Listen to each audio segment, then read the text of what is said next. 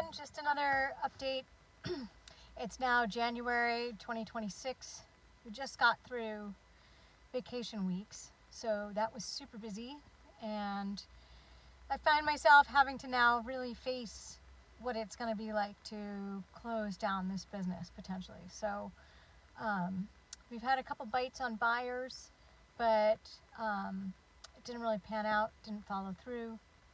And I have one more space that I've inquired about, but from what I've been told, the rent is really high and the building needs work. So it's also kind of a risky location. It's not a regular place that people stop in Maine. So although it sounds kind of cool, it's also been historically a pizza shop. So we would look at doing a pizza shop there, but not a bakery. So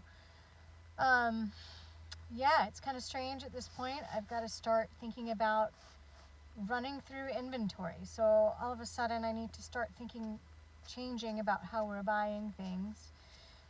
So I need to start thinking about buying things in like sleeves and smaller bags of flour at a time. We were planning on closing or having a last bake the first week in March, which is the week after busy break weeks.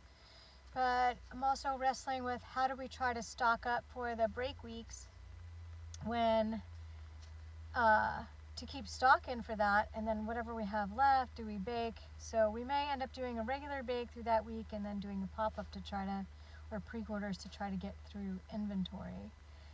Yeah, it's strange. So the thing is, I'm starting to panic about being stuck with a lot of inventory. So with being stuck with a lot of things like paper coffee cups and to-go containers or boxes, and it's stuff that other businesses could take on or take over, but the problem is that it's going to be worth pennies on a dollar. So if I spend $120 on a case of plastic coffee cups and I'm left with 3/4 of that case, I can give it away, but I don't think I can really get my money back on that. And so the fact of the matter when we close is we're still going to be stuck with a pretty sizable loan left from COVID. And we took that loan and we bought a bunch of equipment with it from COVID, which is great. But if we also have to auction off the equipment, we'll probably get pennies on the dollar for what we bought that equipment for. So my hope is that when we go to sell equipment, that we can at least make money back to pay off a significant chunk of that loan. So I just don't want to be stuck paying that loan for many years, even after the equipment's gone and the whole business is gone. So yeah, so my other goals that I've reached so far is to be able to put money aside to cover the rent for the rest of our lease term. So I've gone ahead and done that. I've put aside savings to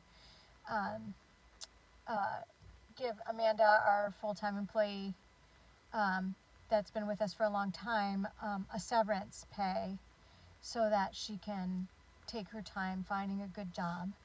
I have her PTO saved up and put aside.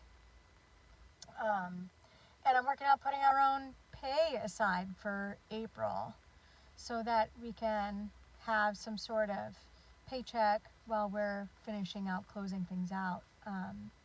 We've never had really a big bank account to speak of, so we've always kind of gone month to month and week to week. So having that cushion there is going to be something we've never had before, which is going to be helpful in transitioning out of this business. So yeah, so it's all starting to sink in a little bit. I'm getting a little bit emotional about stuff and thinking about what I'm going to miss and what I'm not going to miss. Totally going to miss customers and people. It's really amazing how many people are coming out and telling us how often they've been in the bakery, but I don't recognize them necessarily, so it might be that it's part of their vacation routine when they come up just for the winter time. So that's been kind of interesting. We've been saying goodbye to snowbirds in the last month or so, that by the time they come back from Florida will be closed for business. So